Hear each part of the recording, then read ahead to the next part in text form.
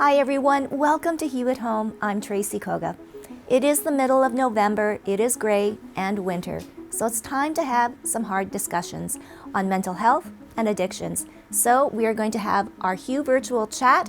Live on set will be Chief Nonconformist, co-creator of Robyn Priest, Live Your Truth, Robyn Priest, and joining us in the chat room will be Charlotte Sitnick, Roz Hayes, and Jacob Kaufman to have more on mental health and addictions.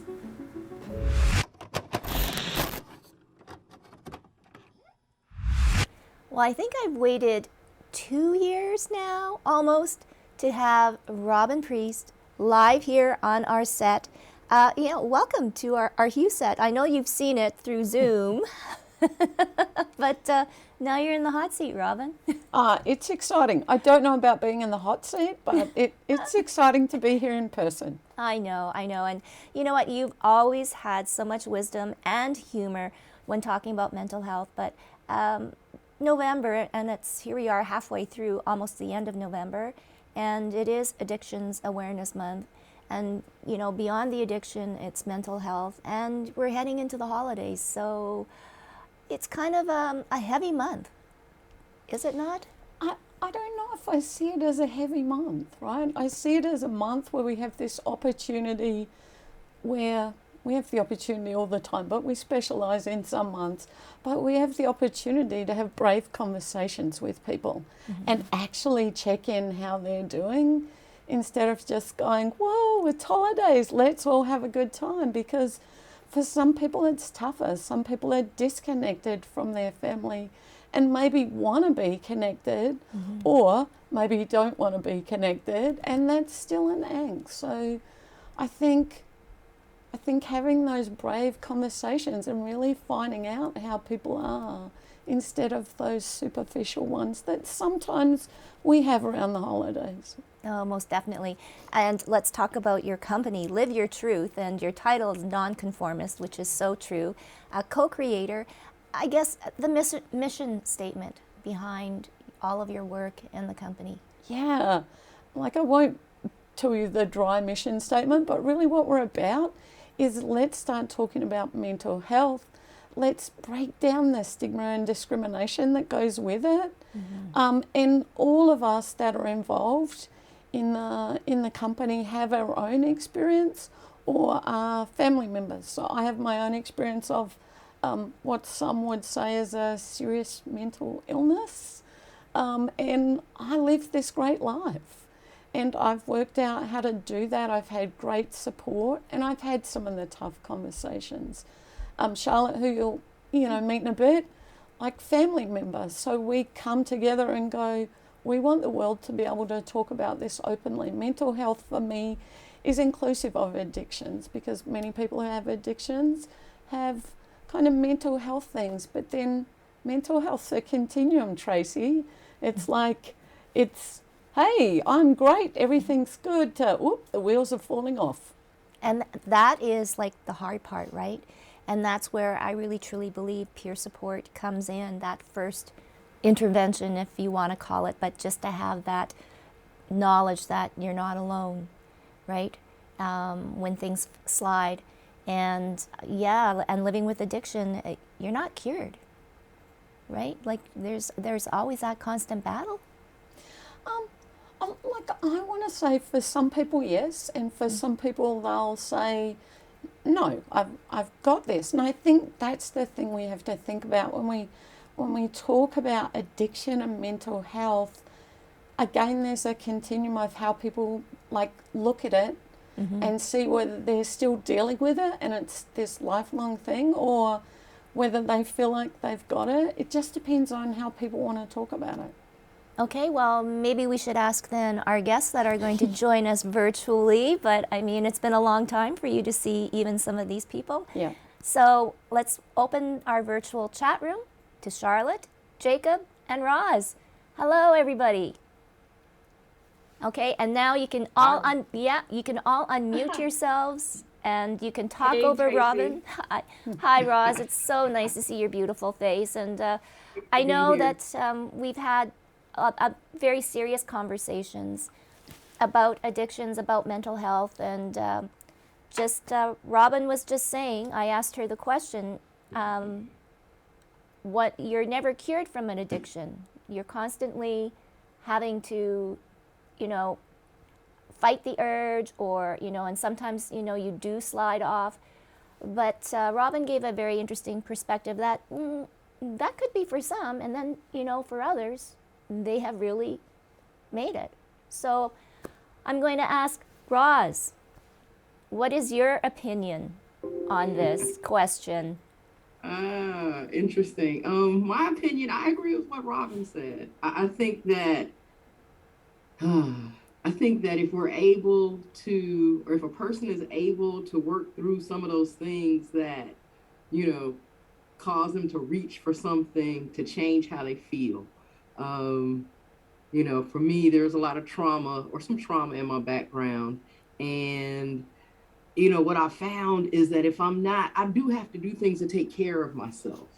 And it's not so much about I'm fighting this urge or I'm just, like sitting on the edge all of the time, like, wanting to pick up something.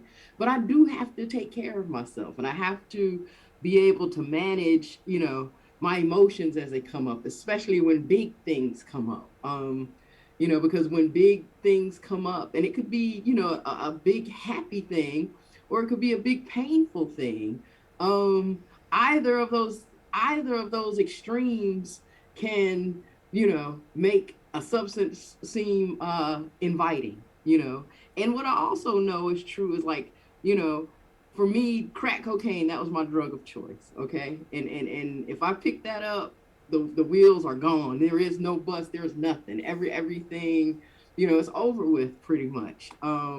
If I pick that up and if I go too far with it. But I also know that so often, people put down one thing and they pick up something else that's more socially acceptable. And so, I don't do this anymore, but now, I shop, I'm on Amazon every day, or I leave Amazon alone, but oh boy, I love to eat, and I'm just eating everything that is good to me. And so it's just, I think it's about managing the emotions and the stress, because the stress, leads to the overwhelm, and so it's about taking care of ourselves, or about me taking care of myself along the way, like every day. Because if I don't do that, then, it can sneak up on me.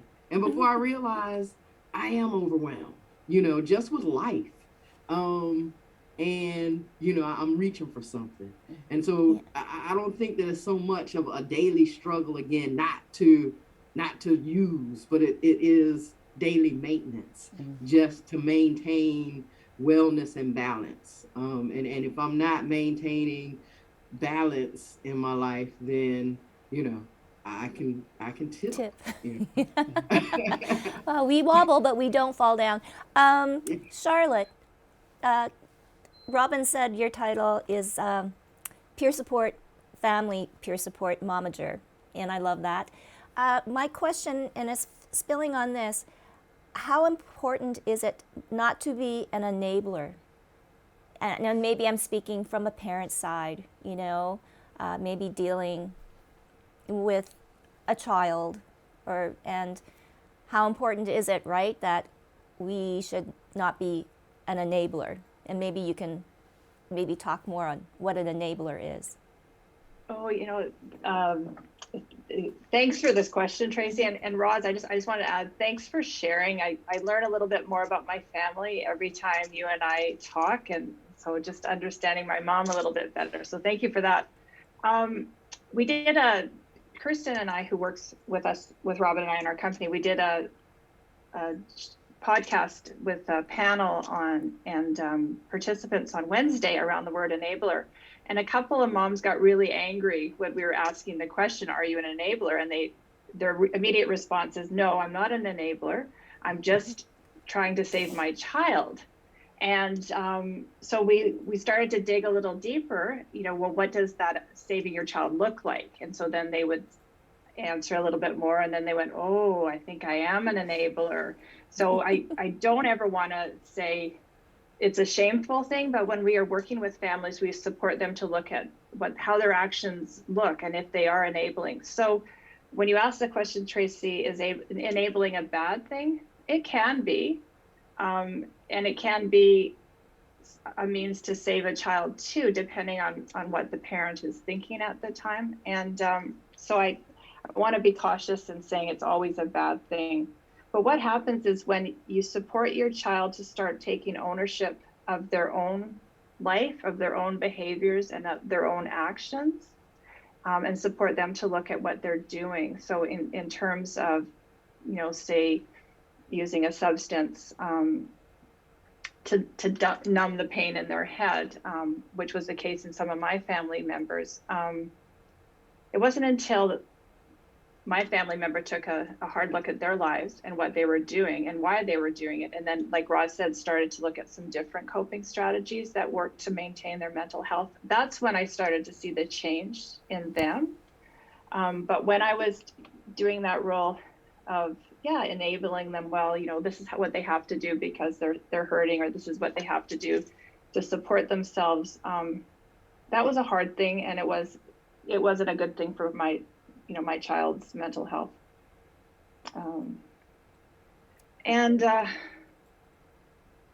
Anyway, I keep going. I'm getting a little muddled in that. Well, I guess, where I go actually, Tracy, and I'm going to add a little bit.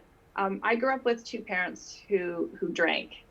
And so I've got some addiction background as a child that I wished that I had understood better when I was a child and a teenager and an adult. And where my head was going with that is often families, sweep it under the rug. They don't want to talk about it. And the child is left questioning, is this my normal life? Or, is there anything wrong? Or why do I feel the way I do?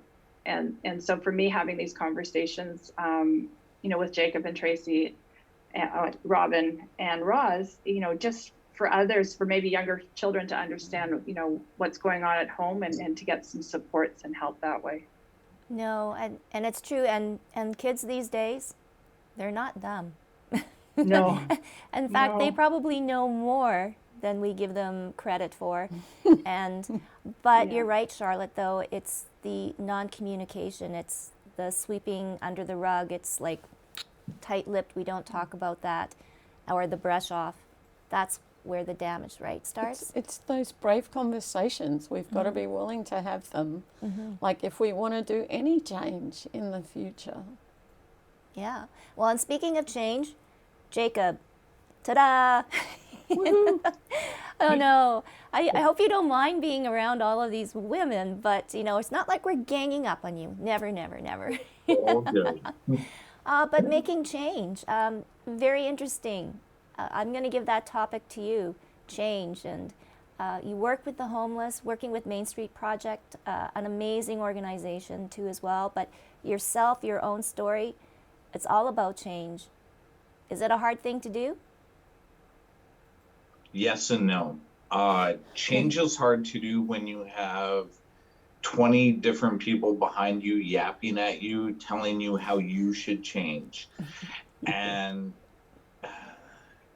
letting yourself realize that not to listen to them, but to listen what you want to do, how you want your life to go, how you want to change, and then doing it. So it's hard, but it's easy, if that makes sense. Mm-hmm. Well, and we're in Winnipeg, and it's Winterpeg, and my goodness, how much snow fell so quickly. What has it been like on the streets? It's been crazy, but it's been good. So we've just been working a lot harder than we usually do, handing out more warm materials that we've been squirreling away over the summer, and just trying to keep the community, our friends and family that are living on the streets, warm and safe. It's the best job. Oh, no doubt. And for yourself too, we had an interesting conversation. You were at one point homeless, and sometimes that is where people want to be, right? Yeah, the truth is that you can I can buy 500 homes and I could offer one to every person that's living on the street in Winnipeg or another small city, but only 75% will take it because we're humans and every human has different desires. And yeah, there's some people who enjoy sleeping outside, and I am completely okay with that. I have lots of family and friends that still sleep outside, and it's just, you know what, just be there for them. Wow, it's continue on doing your work. Well, we're going to get you more into the conversation. So, getting back to addiction, and that, you know, Roz, you can step in on this too. It has obviously become more apparent. We're talking about it more, and how much, I guess, the pandemic and COVID has brought this forth. Am I right, Robyn? Truth be told, I don't know the statistics. I would think, I do know that around Winnipeg, I think the alcohol sales were up by a mega amount. So maybe not. But I think, I don't know if it's more than it used to be, but I think it's talked about more. I think it's more in the open, so we see it more. Yeah, it's probably gone up. I think food addiction has probably gone up. I certainly know that I was eating things that were like, I'm just going to buy this and this. And I go, no, I'm not going to have it. And I go to the store, I'll be like, yes, come on. And because I was numbing how I was feeling. And I think the place for me is, as we continue with what's occurring, because I don't see it going away anytime quickly, that if we can support people who want to connect with other people, sometimes, as Jacob was saying, sometimes people are like, I don't want to home, I don't want to talk to people, give me space. But the more we reach out, and I think I've talked to you about it before, like, instead of just, hi, how are you, the grocery store, and, you know, and you say, not good, and the person's like, okay, let me, goodbye, that was $20. I think if we really engage human to human, and we actually, like, care what's happening, and we start to support people differently, I say the same thing over and over again. I think it's about getting our human back on and caring about our neighbour and caring about our community. And I think we lost that, and I'm kind of hoping that given the shake-up with COVID, we actually do engage more with people than we did before, because we found out how it feels to be isolated and alone. And not be able to see people. Oh, I got goosebumps there. But, you know, I'm hoping the general population really got, it sounds weird, a feel for how it is to not be able to connect. And then maybe that gives them a different perspective when we start to be able to connect more and more and more. I don't know if that answered your question. I think I went off topic, but there you go. But hey, so Roz, you're listening to Robyn. How are things in Georgia, in the States? Things in the States of the pandemic, definitely. I mean, there are the statistics, and I don't know them, but I do know that addiction, that setbacks for people who live with addiction, and even overdose, suicides, all those things are up as a result or since the pandemic. And I think that Robyn is right when we think about that inability to connect. There are some folks who will say that sobriety or abstinence is not the opposite of addiction, but connection is the opposite of addiction. And that connection and that being able to engage is the thing that we really need, that getting our human on. And it's interesting, and something that I've experienced recently, because the pandemic, hadn't been kind to me.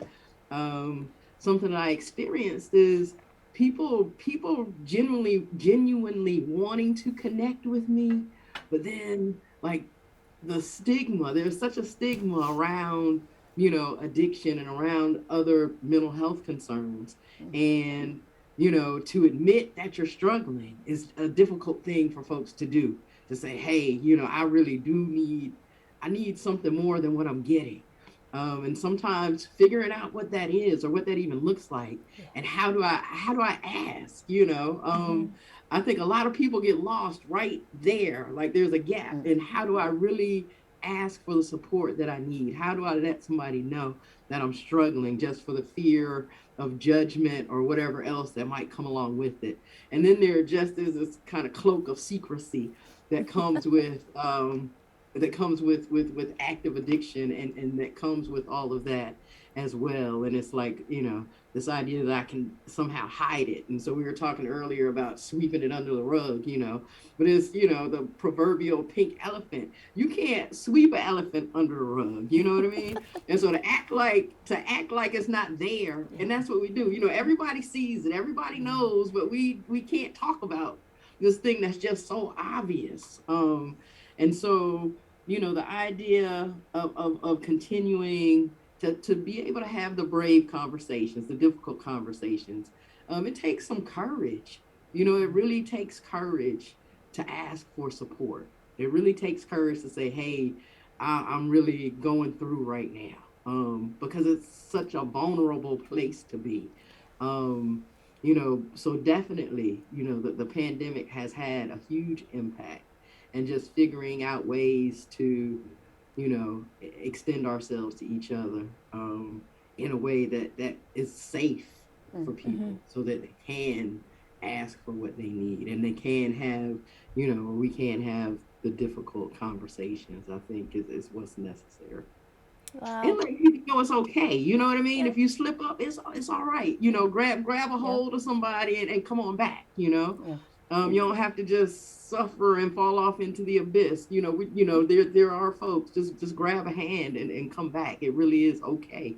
I think to get that message out there is important. Oh, well, thanks, Roz.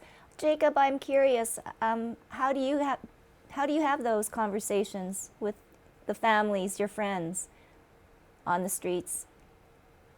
I just talk to people. That's it. I treat people like people. I treat the community, any community, like I've known them for 100 years. And I speak to people exactly how I would talk to my wife, my daughter, my best friend, Robyn, anyone. And it not being fake about things, and just showing people that you do not care what they're doing. You don't care where they're at. None of that matters. And it just helps people realize, oh my goodness, this person really just cares about me. And and when people are ready, they'll come to you. And when they come to you, just be ready to help them achieve what they want to do. It's pretty easy. I hate to say, but as for myself, asking for help, it's no. It's really hard, especially being a heroin addict that's been clean for almost 22 years. It's every day is a struggle still. And I can't always ask for help because there's not people in my life who have the same background as me in regards to being a junkie. So it's day by day. Wow.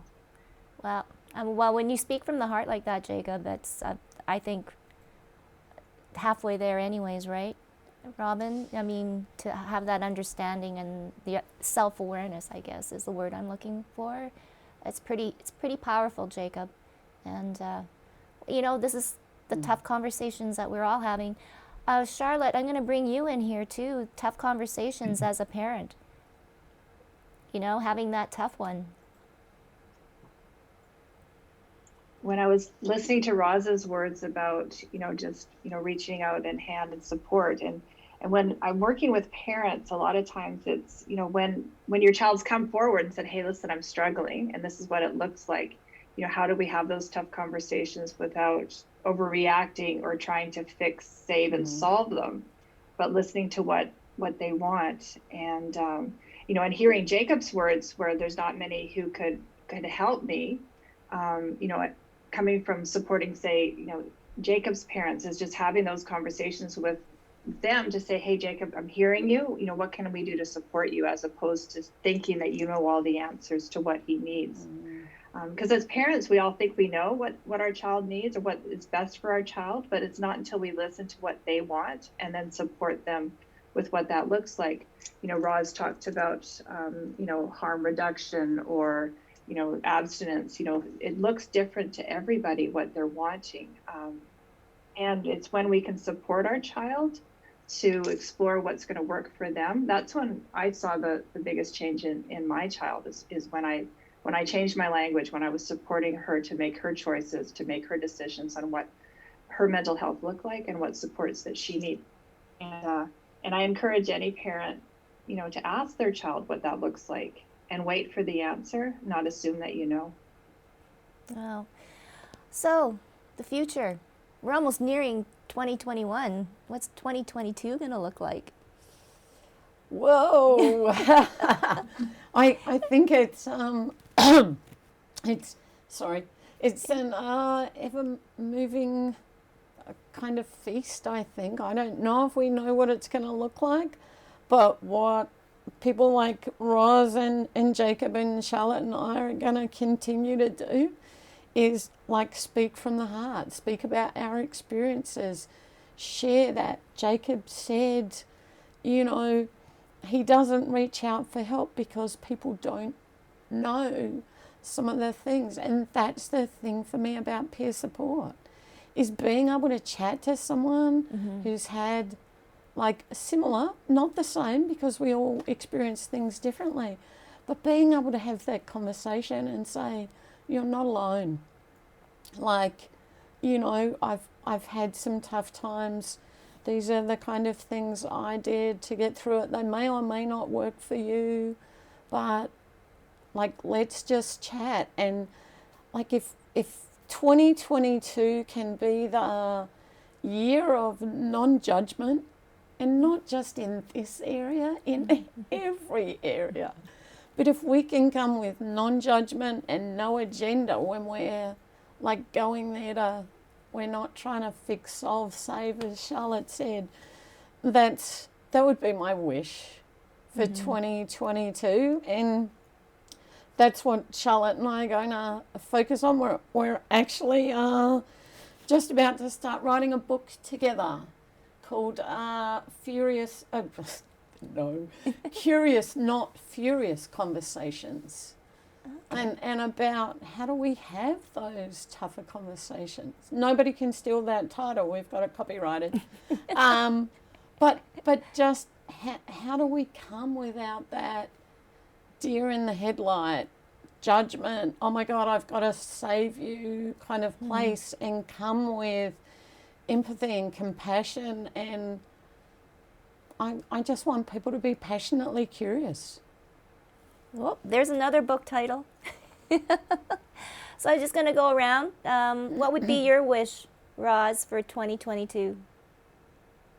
I love the year of non-judgment, and just coming together, year of connection, that people, that there is a place for everyone, and a person or a group for everyone, yeah, that would be it. That people are able to find a place for themselves, where they can just be who they are. Awesome. Jacob? For the next year, I would like to see addictions become more normalized. That's honestly the best thing I can say, because the quicker we normalize it and decriminalize drugs, we're going to see less of our family members dying, less of our community dying, if there's safe supplies for people. So I'd love to see that. And I would just love to see more people treat people like people, instead of statistics, numbers, or feel sorry for them. Oh, great. And Charlotte?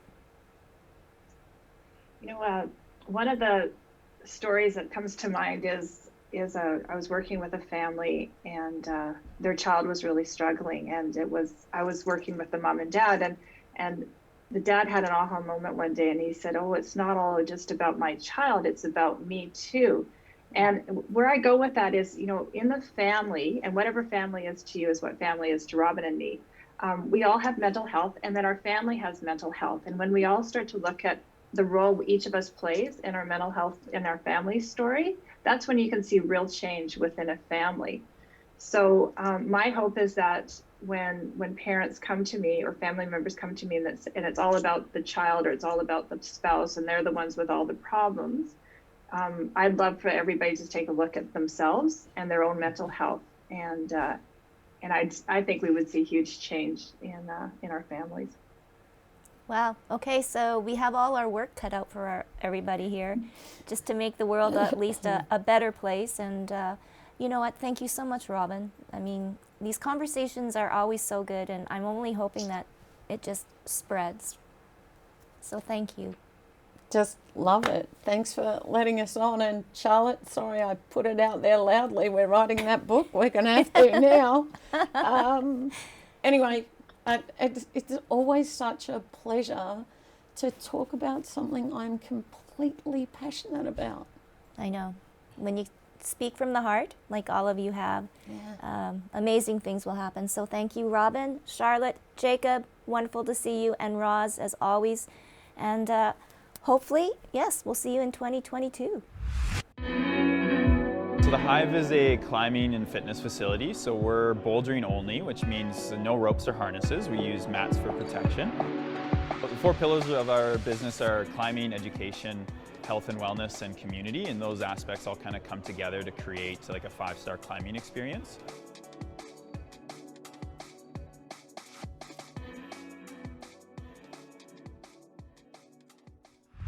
Welcome back to Hue at Home. Coming up next, I sit down with Sammi Morelli. She has a brand new single out called Love Away, but more importantly, she's got a brand new baby girl. Well, I want to give a big welcome to Sammi Morelli, all the way in Vancouver. And I know it's raining there, but Sammi, here in Winnipeg, we have about almost 6 inches of snow, and it's cold. So, yes, so my turn to pout. Wah, wah. Anyways. No, it's all about music, and wow, I don't think the pandemic really has put a crimp in your style, and you have a baby girl. I do, yeah. So, she's almost 2 now. It's crazy. Oh, she's not a baby anymore. Hardly, yeah, no, she's growing up like really fast, and it's insane. All right, so these past couple of years then have been really interesting. So now a multitasker, a full mom. Yeah, exactly. So how has it been? It's been a wild ride over the last 2 years. Like, I mean, for everyone, it's been kind of a crazy time. But it's been interesting because a lot of it has been, stripping away the distractions of, regular life and the business and the work and all of that stuff, and really kind of getting down to the nitty-gritty of like who you are, what you want to make your life, and it's been kind of a blessing in disguise to have that time, especially as a new mom and working on this new music. It's been very interesting. Lots of discovery time, I guess. And then, raising a daughter through all of this too, it's crazy. How did you schedule time between music and baby? Yeah, I mean, when you really love something, you make that time work however you can. So, in between naps and when she's down to sleep at night, that's when I get my, my computer out and I'm working on songs, or, kind of scheduling in between my husband's work to get to the studio to get co-writes in and producing and all that stuff. So, it's been challenging for sure, but, you make it work. You just kind of fit it in where you can, and it's really great because my kid loves music too, right? So it's just constantly playing stuff in our house and lots of loud singing and lots of loud everything's. Oh my goodness. Well, let's talk about the music now. You're pretty engrossed in all of the steps of making the music. Which steps do you like the most and which steps do you not? I love it all. And it's so fun because like it really depends on like what kind of project I'm working on, how things come together. And so like for a lot of the last few years I've been doing a bunch of EDM top lining and like working with different producers in that kind of world, which has been super fun. Lots of variety, lots of interesting kind of writing projects. And then for my own stuff, like this stuff has kind of been percolating for years and coming out at different times of my own personal awakening and at different times of my realization. So it's kind of interesting to see like how the difference of projects kind of happens. But yeah, I relish every part of the creation of music. I'm very passionate about that, and it's so fun how different it is. That's all. And I guess now the landscape of music has changed. People can instantly put up a song. You can do it in your basement. You can do it in your bedroom. For you, I guess the whole process of being now in this huge music fishbowl, how do you make your sound unique? How do you make it go, yeah, that's a Sammi song? Yeah, well, that's a really great question. And it's something that I've had to ask myself for many years, what kind of makes me stand out. And I think at the core of it, it really is just being true to myself and not trying to be anything other, like just really going with my gut of what sounds the best, what I want to say. I'm finding like the more I am aligned with my truth, the better it sounds. And do you think too, obviously having a family now, a baby, and someone that's going to look up to you as a role model, how have you changed? Besides physically, your body has gone through so many things. Motherhood changes everything. And even becoming a mother of the songs, like it's so interesting, because it does make that responsibility grow 1,000 times, and it makes you think about what you want your impact to be and what you want to impart on the next generation, and just to, like you said, be the most amazing role model for this young little girl coming up in the world. It's made me really want to break some curses of the past and make it a better place for her to grow up. Wow. So let's talk about a new single, Love Away, the story behind it, and maybe who's worked on the song with you too. Yeah, absolutely. So how Love Away came to be was kind of at the beginning of this like new era of my own personal musical journey, which probably started about maybe 6 years ago. I was living in Ontario, and I was kind of just wanting to get back to making my own music and kind of be more hands-on and independent with like writing myself and putting together the demos and stuff. So this was actually one of the first songs that I just wrote and produced a demo for, like on GarageBand, like just making it happen. And I was like, oh, this sounds cool. And that kind of story came about, really to try and stand in your personal power and like say like, oh no, I'm not going to stand for the BS that I see happening, like this bad behavior. Like, no, you can't pull the wool over my eyes. Like, I am this new person, and I am, you can't do that to me. I respect myself too much to play those games, kind of thing. So it was like kind of this interesting mesh of like, oh, this new independence and this new like standing strong kind of thing coming together to make this song. And I spent years workshopping it like live and not really doing too much with it. But when I met Nathan Chu, who goes by the name Wafy, and we started working together, co-writing other stuff, I was like, all right, maybe this is the time to really bring this up and really release it this time. So he took it and just like fleshed it out and made this amazing, lush R&B, soulful, funky kind of song. And that was like the first time where I heard my music really click, find my sound, which was really exciting. So that's the story of Love Away.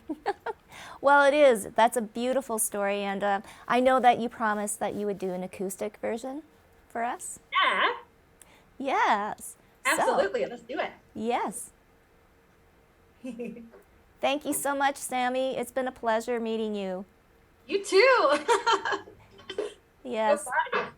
And thank you too, Nathan. Fun to be like psychically in Winnipeg as well. It's a city close to my heart. I really love it there. Oh, really? I've only been a couple times, but a ton of great people I know there, and yeah, it's really cool. Well, hopefully the next time you'll be touring and we can all come and see you play live. Oh, I will definitely let you know when that happens, hopefully soon. Perfect. Take it away, Sammi.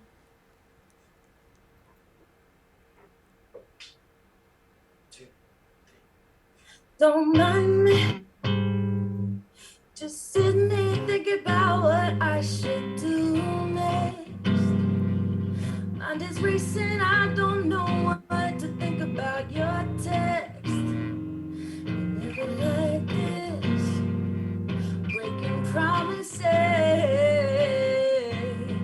Ooh, I wanna find you, yeah, some kind of reason, some kind of rhyme, 'cause baby, yeah, it's a little bit criminal how you're loving me lately.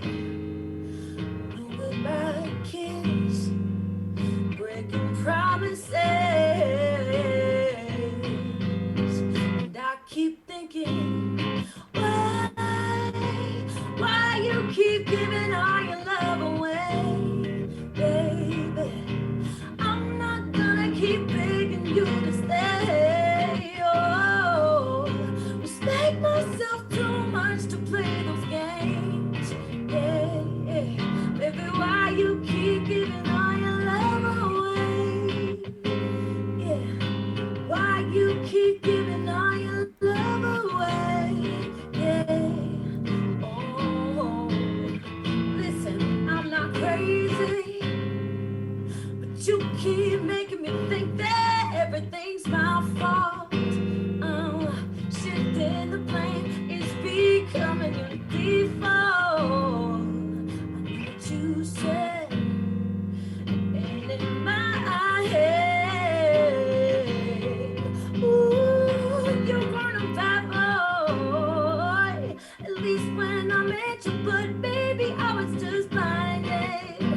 Oh, too deep in it, but now that I've been reminded by those words you said, and in my head, and I keep thinking, why you keep giving all your love away, baby? I'm not gonna keep begging you to stay. Oh, respect myself too much to play those games.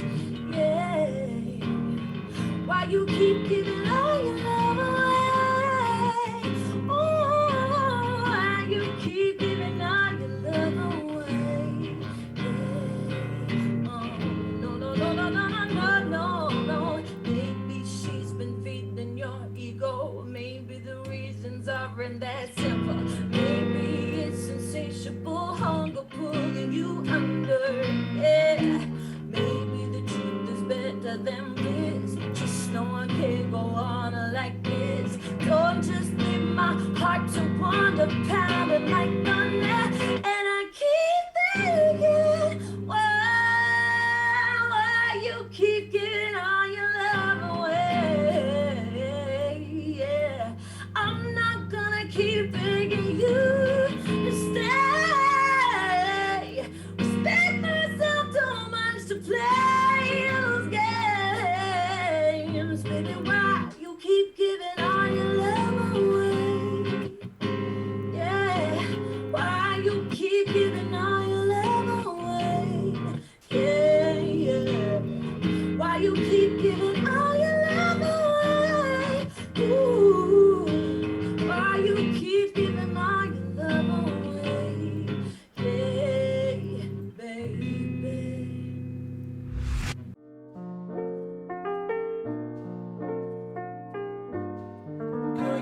what's up. Ooh, say what, say what, say what. Girl, you know what's up. Ooh, say what, say what, say what. So tell me what's up. I'm feeling you. I'm feeling you. Girl, you know what's up. Say I'm feeling you. And I'm wanting you. So tell me what's up.